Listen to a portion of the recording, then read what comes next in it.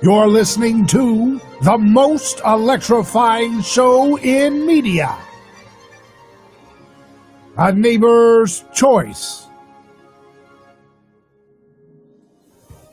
I'm your host, your neighbor, David Gronowski. So glad to be with you once again across the Sunshine State on FM and AM broadcast. If you're listening to us now, you want to save it here because this is where we get all the action going, because we analyze news, we analyze economics, we look at all the different fields of information that we need to empower our families with the truth, nutrition, medical innovations, nuclear fusion, what's going on in that field. You get it all on this program. Plus, you also get to hear about the problem, and the problem is politics. The problem is relying on politics to solve problems that we ourselves can do together as neighbors if we would only learn the lessons of history, that mythology always blinds us from what's right in front of us, which is that power corrupts and absolute power corrupts absolutely. And no matter what your justification for using power to impose your will on somebody else,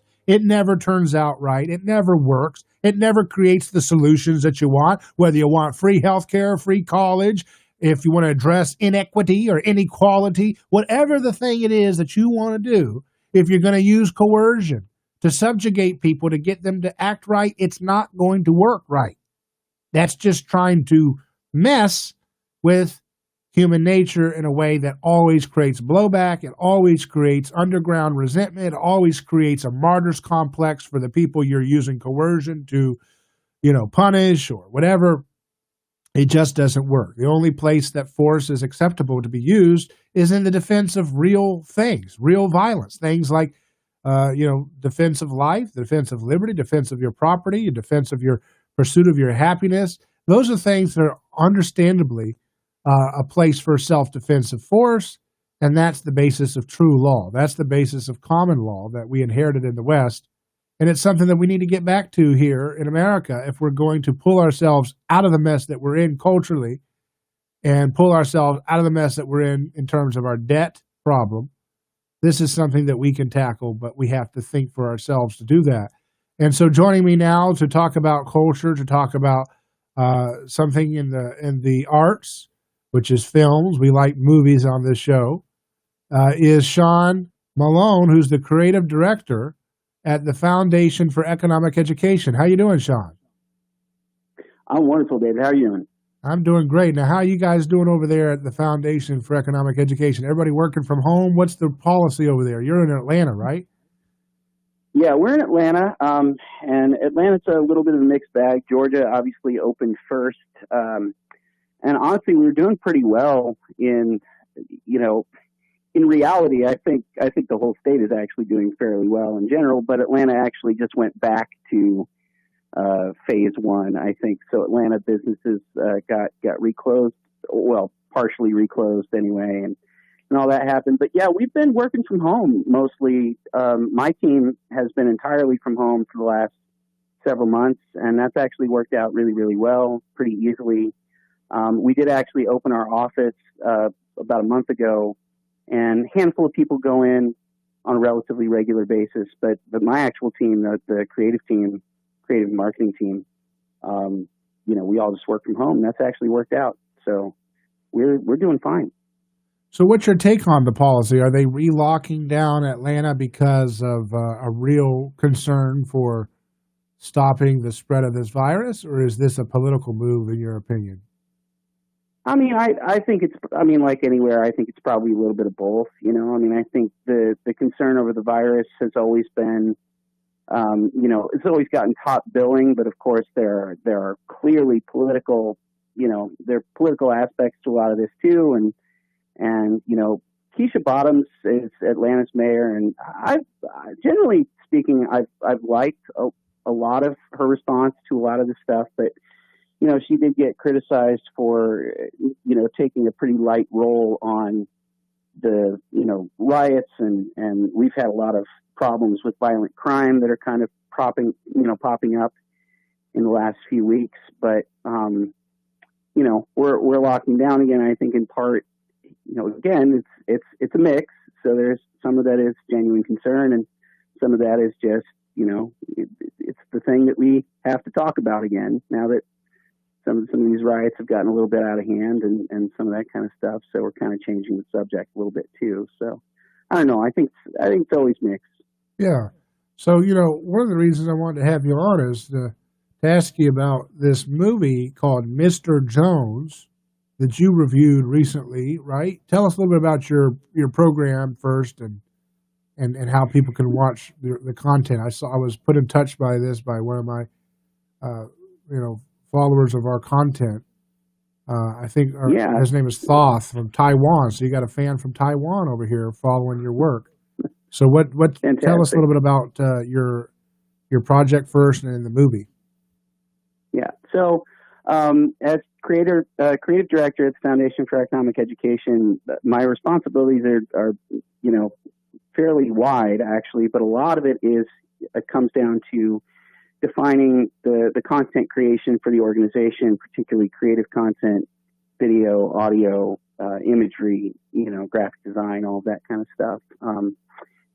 I play a pretty major role in marketing and those kinds of things as well. But one of the things that has been a really great experience for me over the last several years in that position is getting to create video content for FEE.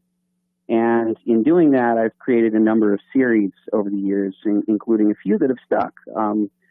Revolution of One, featuring T.K. Coleman, which is a wonderful series about entrepreneurship and sort of an inspiring series. We have an animated series called Common Sense Soapbox, which kind of takes on politics and current events from a comedic kind of slightly more edgy. I mean, we're an educational foundation, so edgy is maybe not the best way to describe a lot of that stuff. We have limits on that, but featuring Seamus Coughlin, who actually also produces Freedom Tunes on YouTube, which your audience may or may not be familiar with.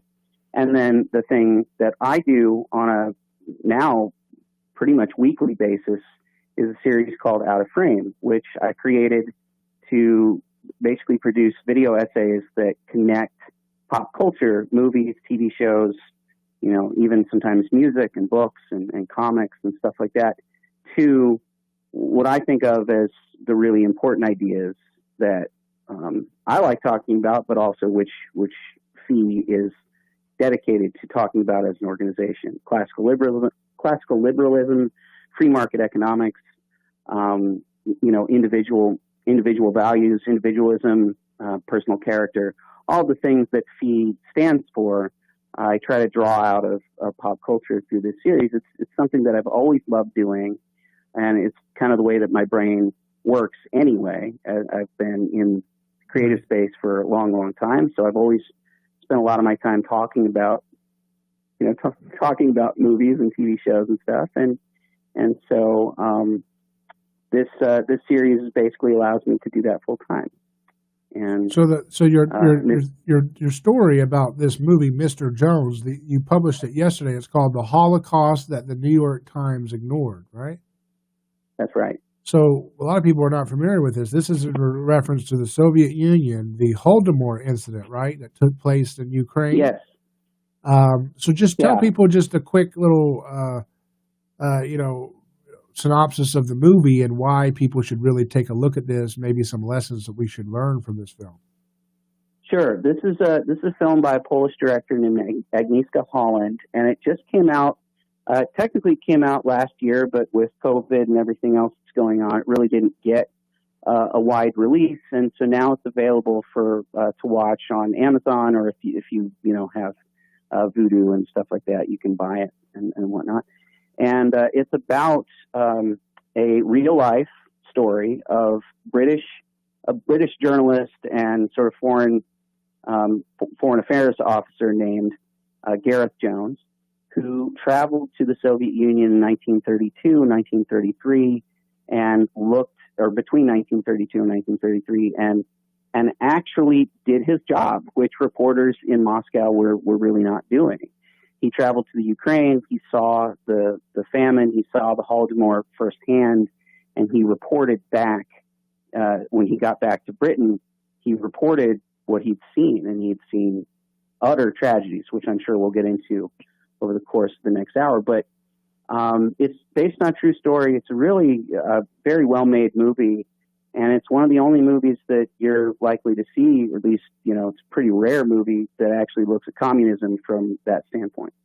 Yeah, so where is this available right now? Is this on Netflix in America, or where can people find it? I believe it's available on Amazon Prime currently, but you can rent it or buy it on pretty much any platform that you have or you use. Okay. Well, very good. We're going to take a quick break. We're with Sean Malone of the Foundation for Economic Education. He's going to talk about his review of the new movie Mr. Jones, which is available on Amazon Prime, and maybe some other video on-demand services you might want to check out this weekend. Thought about, it's Friday, it's weekend as we're doing this show live, and people might be interested in some entertainment that is a little bit more closer to the truth than so much of what we have on options today. So when we return, we'll get into this and more, what we can learn from the Soviet Union and the way they conducted their affairs and the subjugation of people and the cover-up that happened in the press. More in just a moment on A Neighbor's Choice.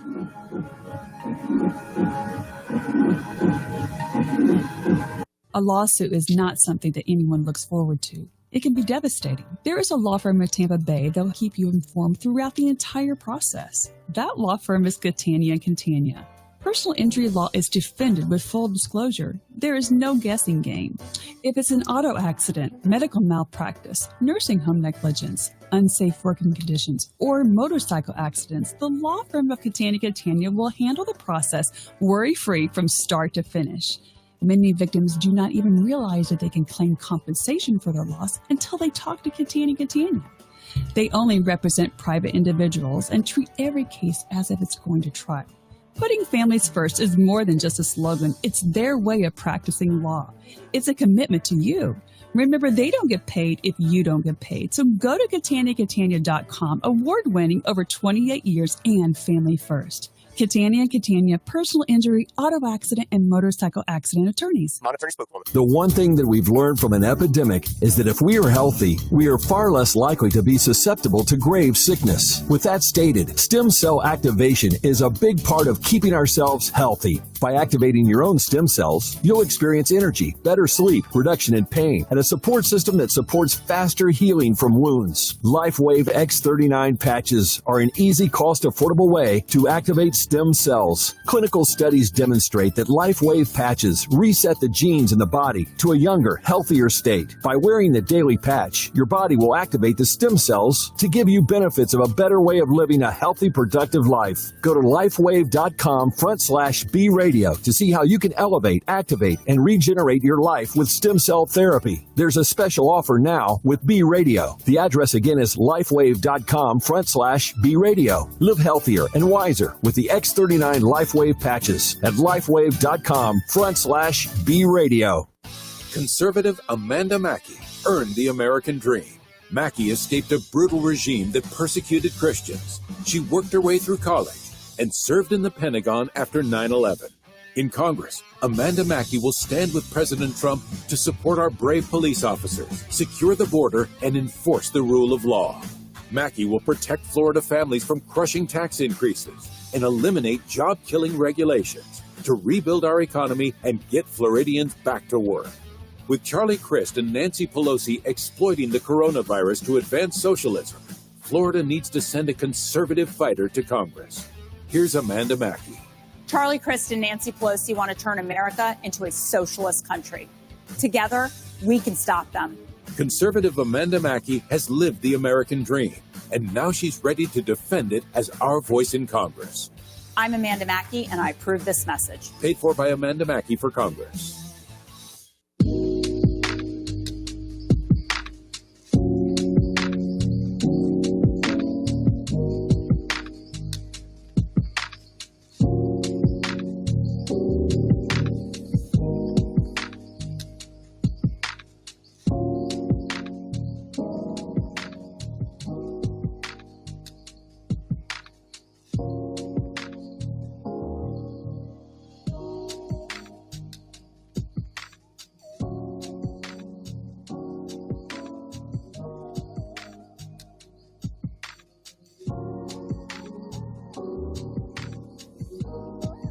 A Neighbor's Choice is back. I'm David Gronowski, your host. We're live across FM and AM around Florida and worldwide on our podcast and video live streams available. Or visit our website, neighborschoice.com, if you'd like to catch some of the content that you miss when it happens live. Catch the videos, catch the articles we do. We had an exclusive interview with Ron Paul last week, interviews with Maj Touré of Black Guns Matter, interview with Angela Stanton King. You won't want to miss that after she just single-handedly demolished the Breakfast Club and their arguments when she appeared there, and they were coming all at her at 3-on-1. But you'll see all those exclusive interviews and more.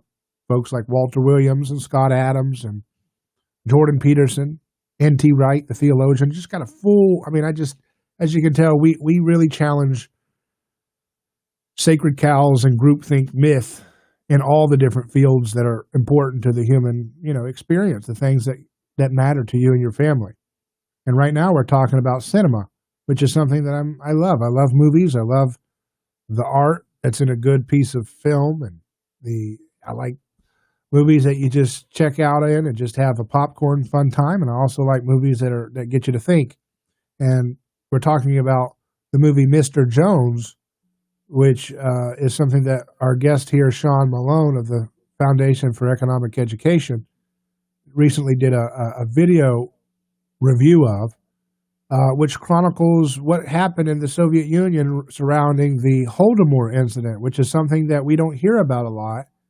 And this is a unique movie that actually takes it on. It's like, in our society today, the Hitler side of evil is the only type of evil that's ever actually recognized as evil. Communism is always kind of covered up, and it's always given a pass relative to other forms of totalitarianism. And I think we do that at our own risk. And so that's why I'm highlighting this movie right now. And maybe Sean can give us some insights into some of the historical realities that this film covers, so that people can check it out themselves.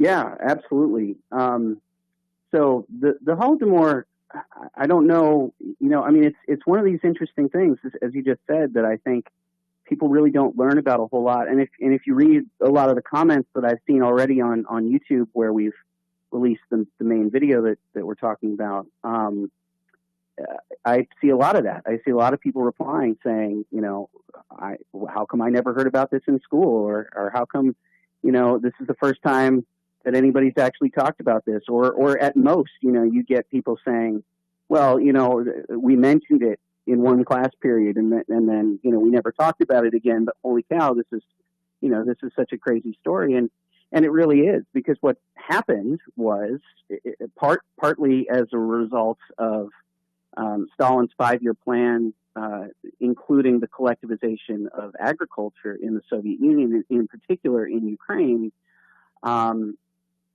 They really Stalin had a pretty heavy incentive to try to make it seem like he was succeeding in this 5-year plan.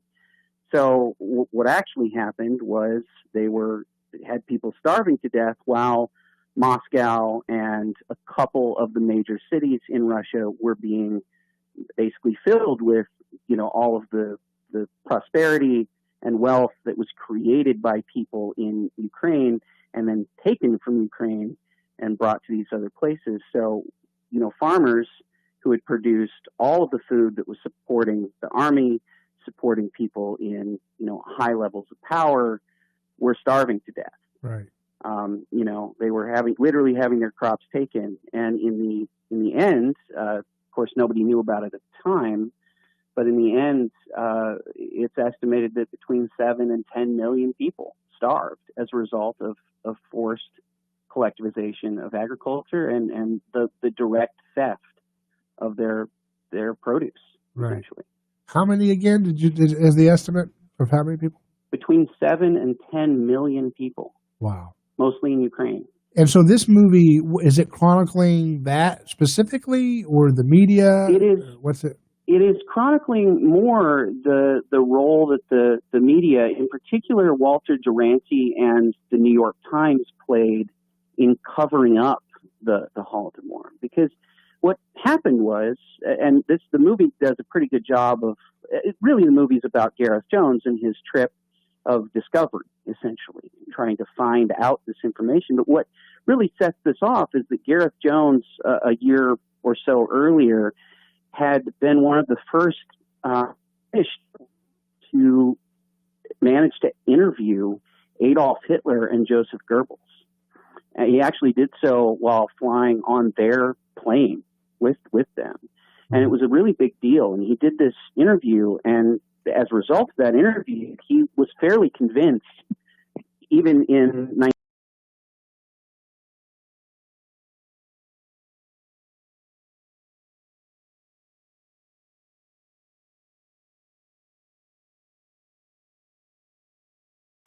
they kind of revealed that they were committed to dominating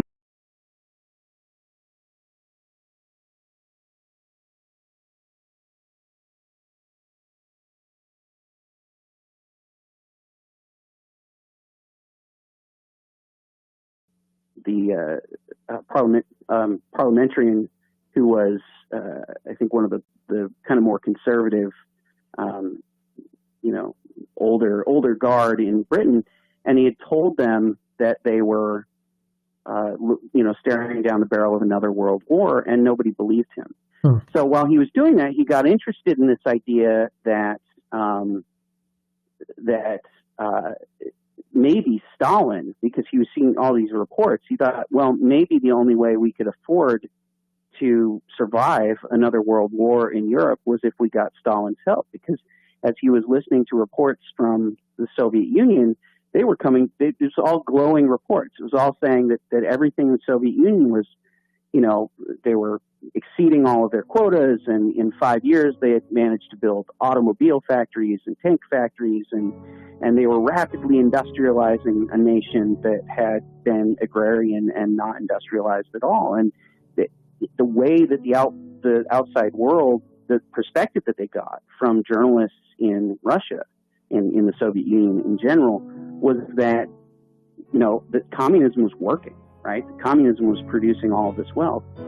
But Gareth Jones was suspicious. He really, first of all, he was a really great journalist. He's really committed to asking good questions and trying to find out the truth about whatever situation he was in. And the numbers just didn't add up to him. It just didn't make sense.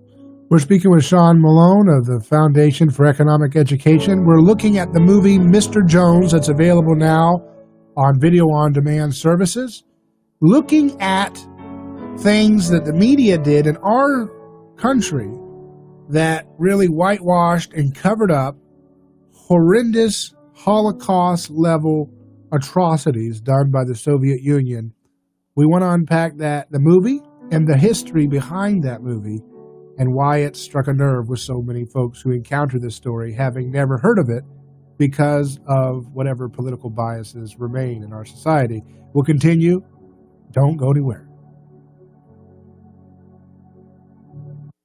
You know what time of year it is. Hurricane conditions in the next 36 hours. You know what hurricanes can do. Devastating damage expected. Well, we want you to know, no matter how bad things get, Power outages. This is life-threatening. you can stay up to date with the latest information here.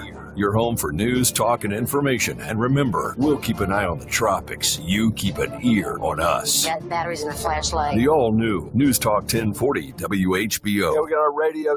The U.S. reporting a record number of new coronavirus cases with more than 71,000 new infections yesterday, the highest since the outbreak began. Along with reopening businesses and schools, many may be trying to sell or buy a home. The pandemic causing mortgage rates to drop to 50-year lows. ABC's Rebecca Jarvis has more. The average 30-year fixed-rate mortgage now is 2.98%. It's below 3% for the first time in history. And for people out there who are thinking, what does this mean for me in real terms? Well, if you're trying to purchase purchase a home. For every 1% decrease in your mortgage rate, the total cost of the home to you goes down about 10%. Supreme Court Justice Ruth Bader Ginsburg today releasing a statement saying her cancer is back and she's receiving chemotherapy treatment. The 87-year-old released 2 days ago from a Baltimore hospital for an infection says it was unrelated to her cancer treatment. Ginsburg says she's still able to fully carry out her duties on the court. I'm Michelle Franzen, ABC News.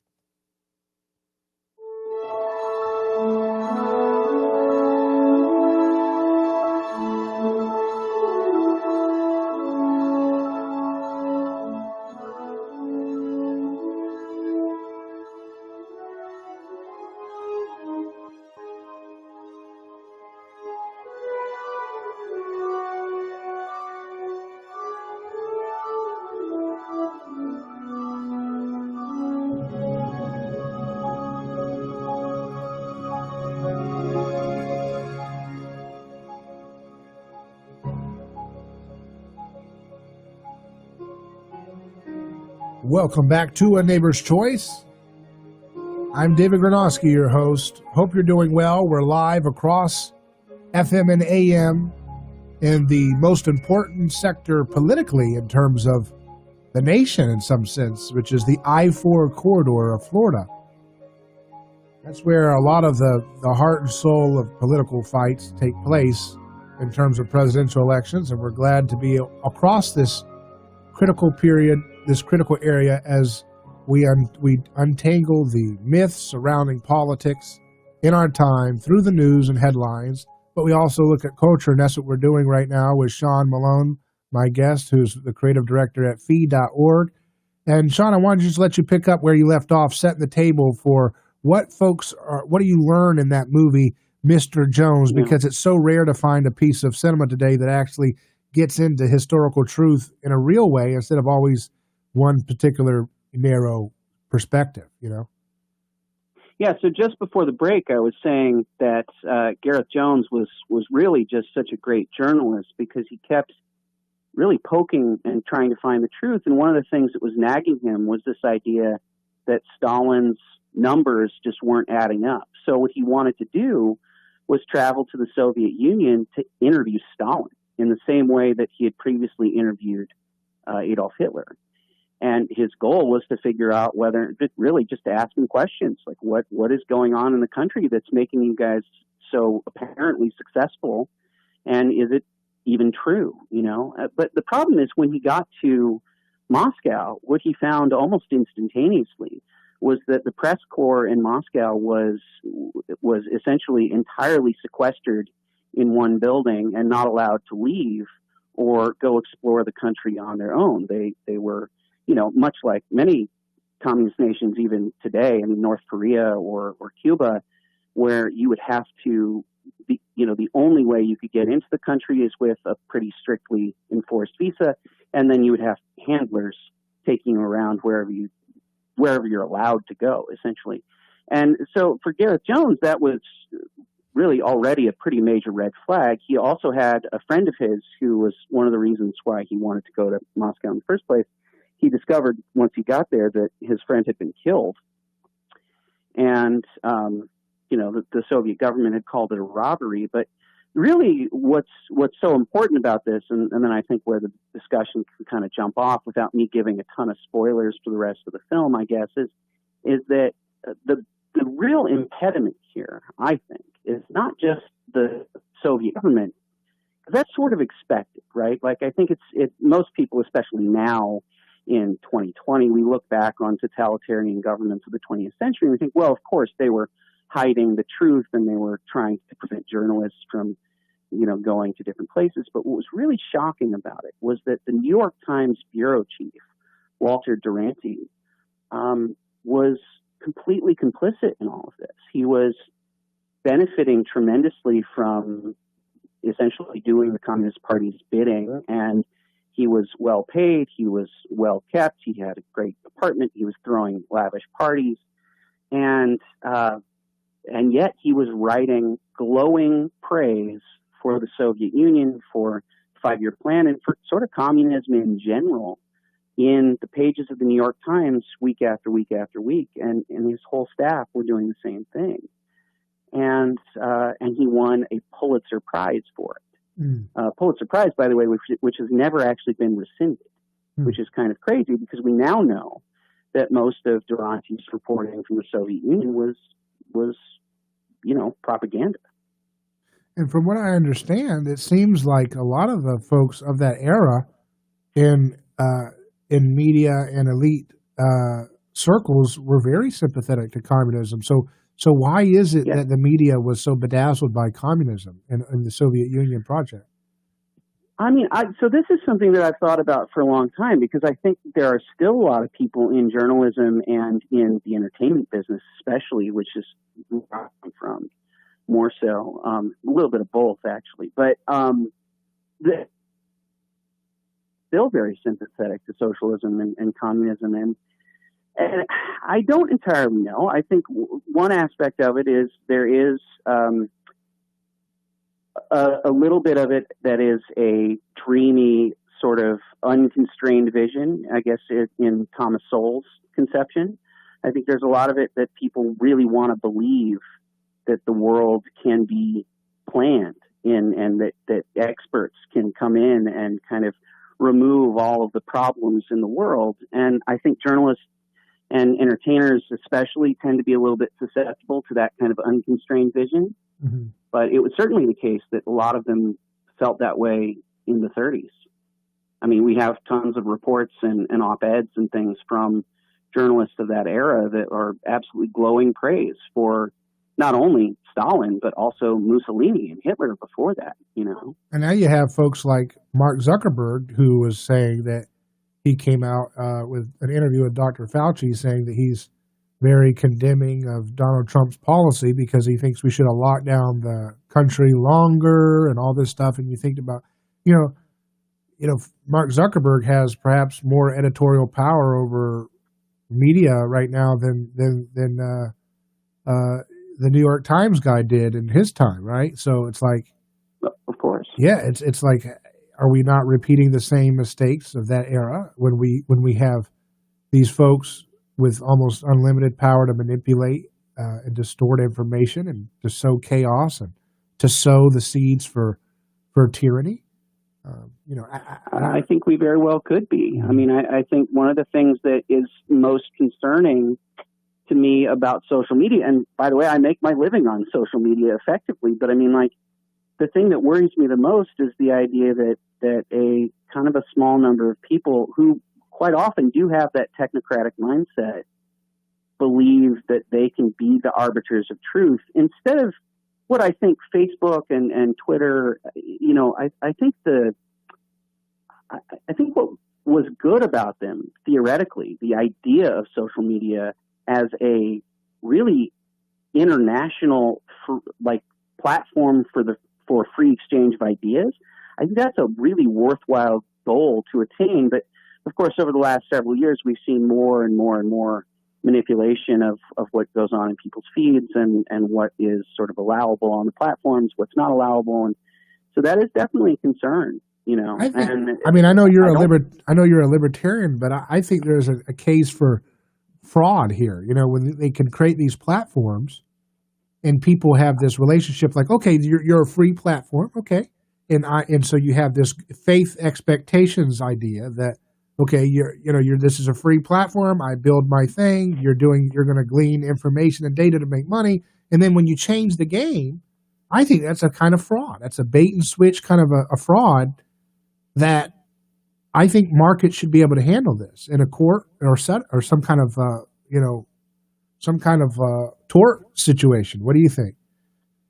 I don't know that I would go so far as to call it fraud, but I will say that I am concerned. One of the things I'm most concerned about is the lack of transparency in the way that all of the algorithms for all of these platforms work. I mean, I spend a lot of my time on YouTube effectively as a creator. I mean, we have almost 200,000 subscribers for fee, and that's been built over the last few years.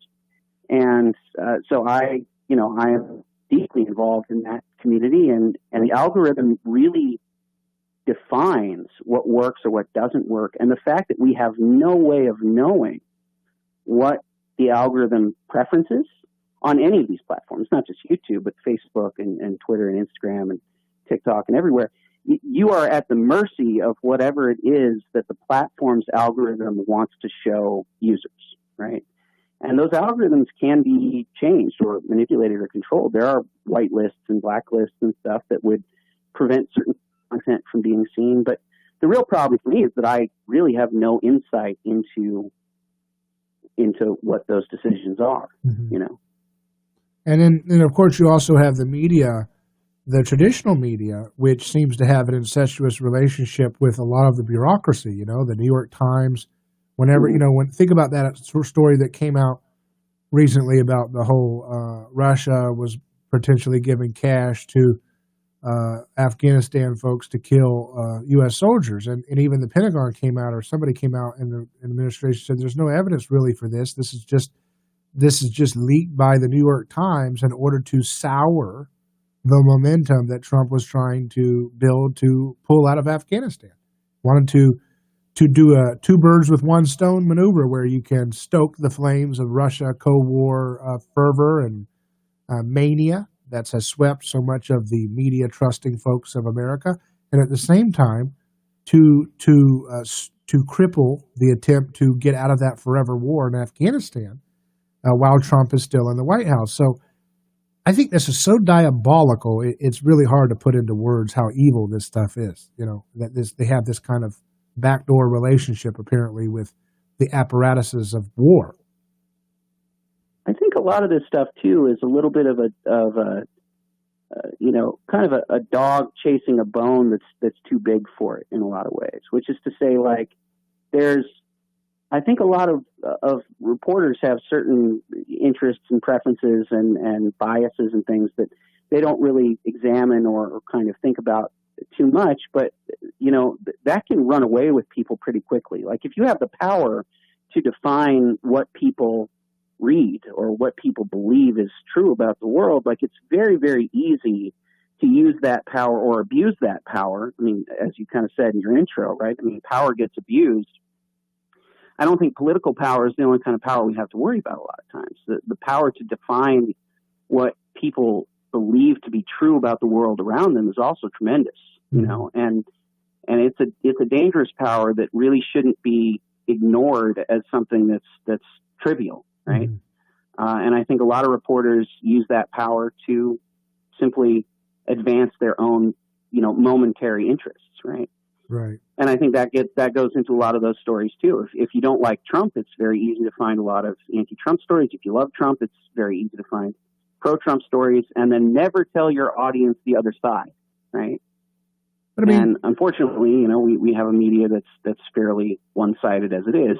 So do you think, how that ends up going? You know, you and I are probably fairly anti-war together, I would say, and you know, it's like, how do you have that anti-war spirit? I would imagine that a lot of folks in the New York Times, you know, individually, you ask them, hey, do you want to be a warmonger like Dick Cheney or George W. Bush? They say, oh, no, I'm a very, very concerned about imperialism and neo-imperialism. It's like, well, why are you putting out story after story to sabotage a man pulling out troops? I mean, are you that?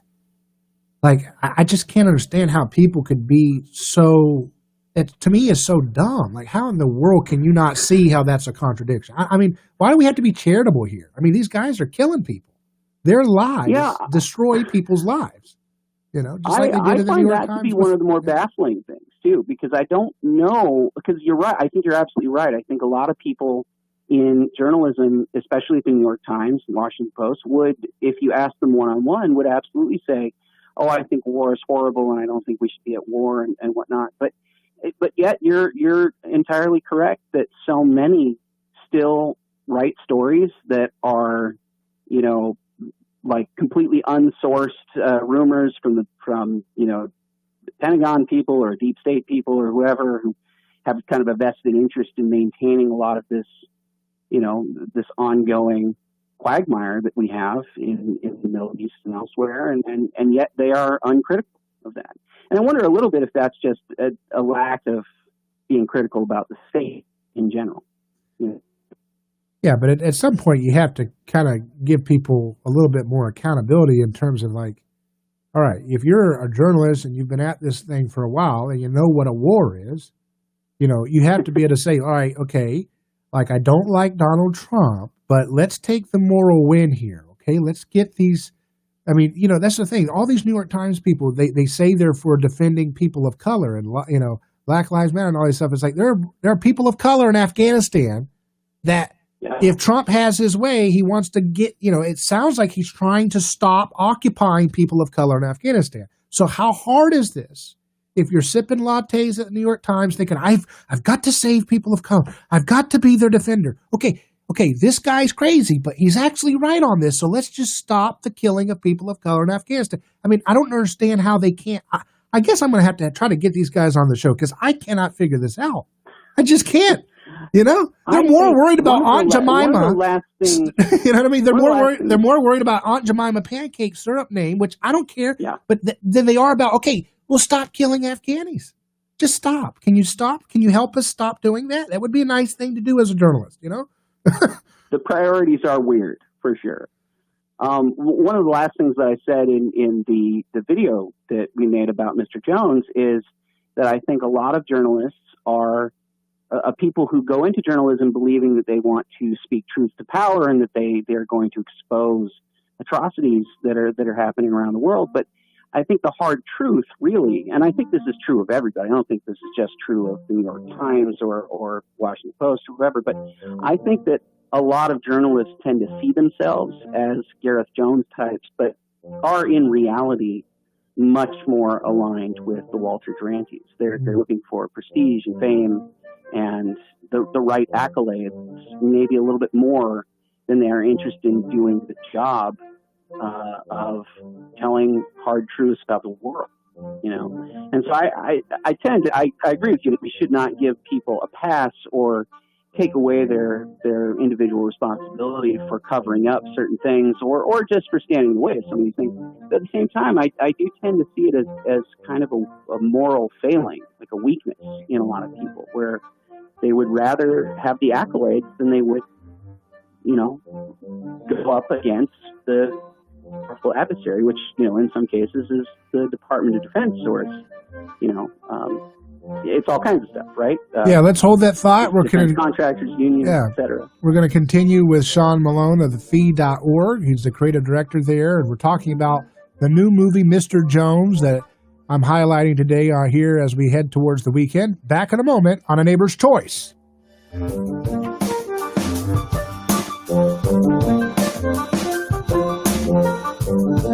A lawsuit is not something that anyone looks forward to. It can be devastating. There is a law firm in Tampa Bay that will keep you informed throughout the entire process. That law firm is Catania & Catania.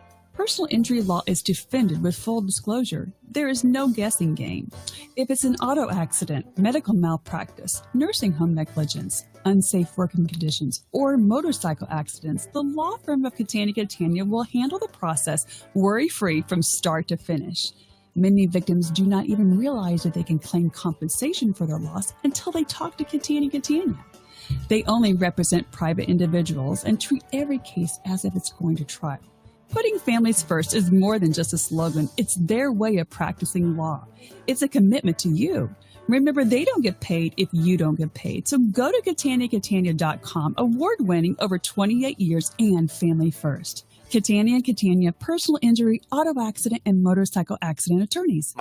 Thanks for listening to 1040 WHBO. We've seen unprecedented growth in listening over the last several months. Our ad partners are experiencing great success, and we thank you for supporting the many advertisers on this station. If you own a business or handle the marketing for a business, contact us. We'll get your message across the many media platforms we own. Call 813-250-3883. That's 813-250-3883. Or send us a note, web@radiogenesis.com. That's web@radiogenesis.com. JP here for Italiano Insurance. One of the great things about visiting Italiano Insurance and talking to the staff, I always learned things that I didn't know. Like this one. Sudden accidental water damage is the #1 claim in Florida. Italiano had one claim last year where $200,000 due to a pinhole in a water line in a dishwasher. It can happen to you. It's the #1 claim in Florida. Some policies exclude or limit the damage caused by these items. You got to have an informed agent that'll make sure that doesn't happen to you. Price is not the most important factor in choosing your insurance. You've got to make sure you get replacement value, not actual value, on your items. All these type of tidbits are things you're going to learn from the great folks at Italiano Insurance and can save you tens of thousands of dollars if something were to happen. So give them a call at 813-877-7799 or go to ItalianoInsurance.com. Doing business in your neighborhood for over 60 years. ItalianoInsurance.com. Are you tired of high cable TV rates? Sign up for Dish today and get a $500 bonus offer while supplies last. Plus, lock in your price for 2 years guaranteed. Call All American Dish, your Dish authorized retailer now. 800-818-3967. 800-818-3967. That's 800-818-3967. Offers require credit qualification, 24-month commitment, early termination fee, and e-auto pay. Restrictions apply. Call for details.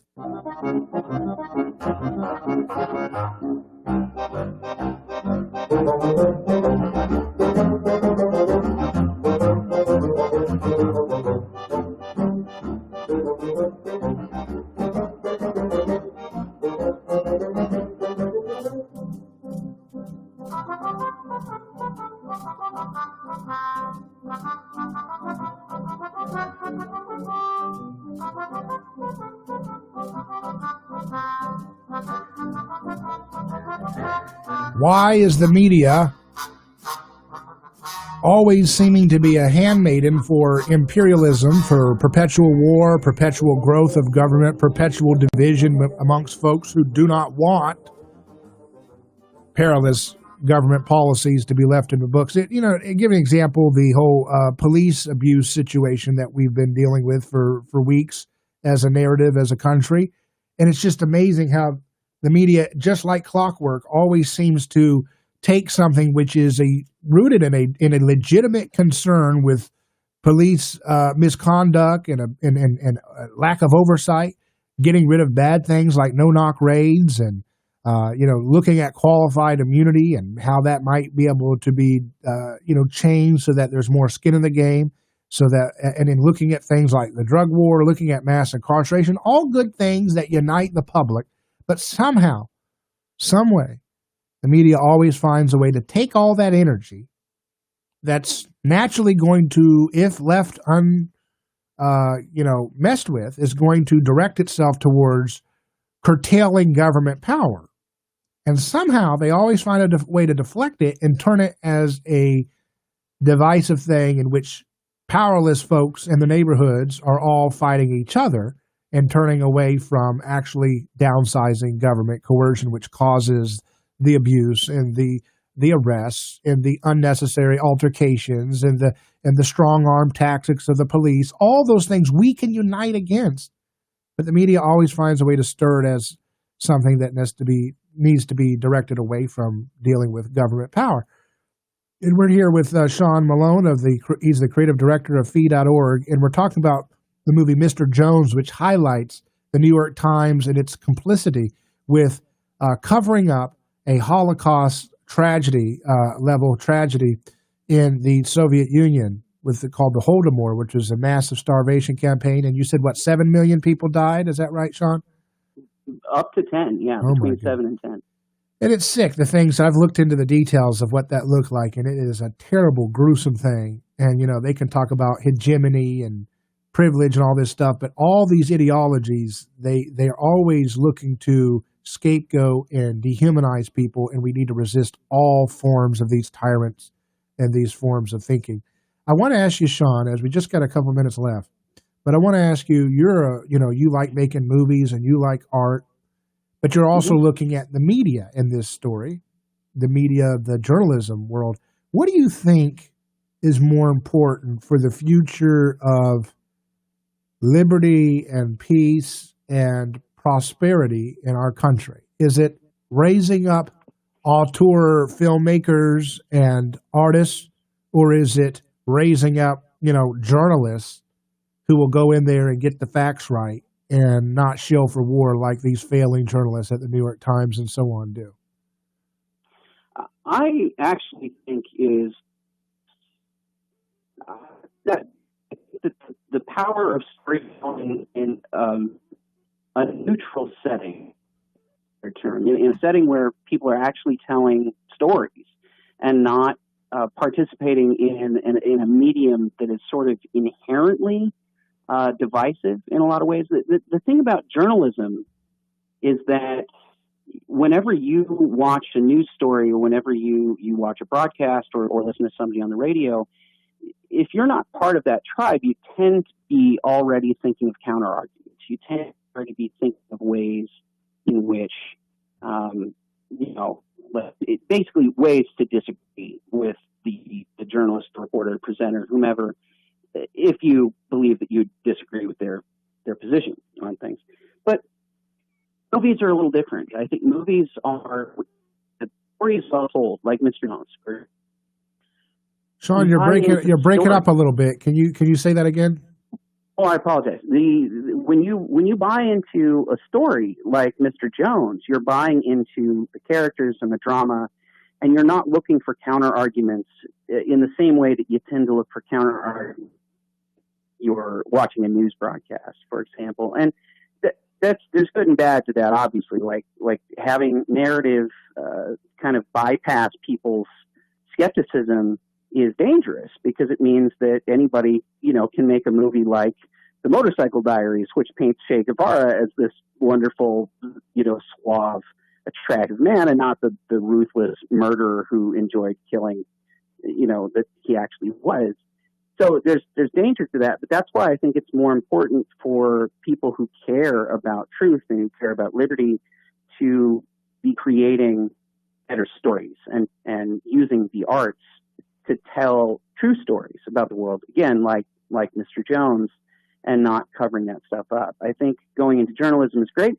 I worked as a journalist for a little bit. I like that. I just don't think it has the same power as a really well-told narrative. But it seems like, I agree with you on that, but at the same time, it seems like if you tell the story without giving the application to your current event, sometimes people I've noticed have a hard time connecting the dots. So they can watch Mr. Jones and then go, oh, I'm going to go read the New York Times today and they're going to tell me that we need to stay in Afghanistan. And you're like, how did that happen? You know what I mean? Wait a second. Yeah. How do we make this work?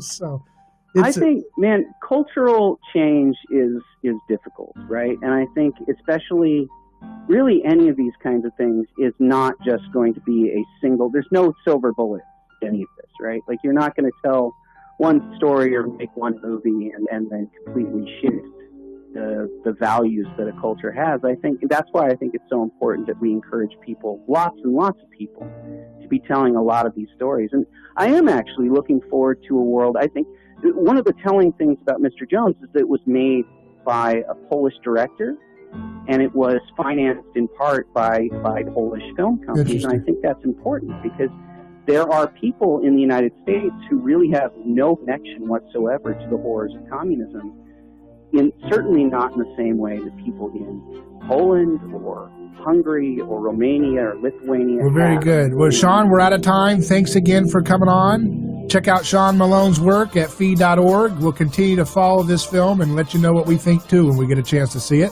Up next, we have Chris Calton, who's a historian. We're going to look at the history of policing in America and what we can learn in this time of debate about what it should look like. Back in just a moment, live on A Neighbor's Choice. Your home for news, talk, and information.